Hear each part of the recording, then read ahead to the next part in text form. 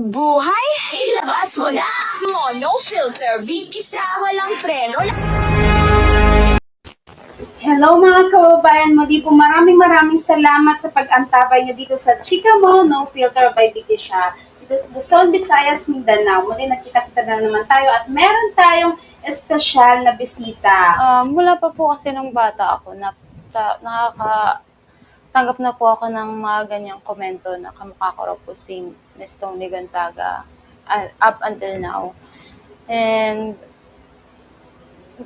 nung nag-viral yung video ko, tinuloy-tuloy ko na lang po yung paggawa ng mga videos na related kay Toni Gonzaga. Ano ba yung first video mo na discover ka bilang Toni Gonzaga? At saka medyo very soft-spoken ka rin Opo. Kasi po Tagalog. Pag Bisaya po kasi parang nakikipagbardagulan ako. Ay. Opo.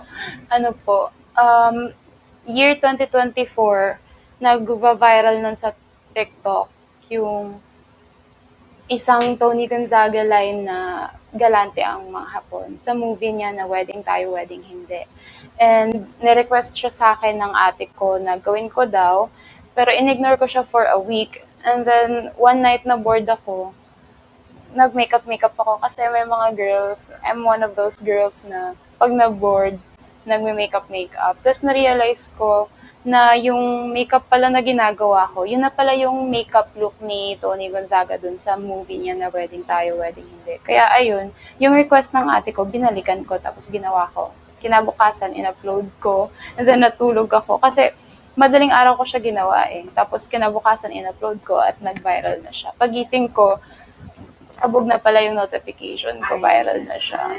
Pwede mo ba kaming masampulan, if you don't mind, kung paano, para ma-reminiscem ng mga kababayan natin, yung first viral video mo? Sige po. Buhay, ilabas mo na! No filter, VP siya, walang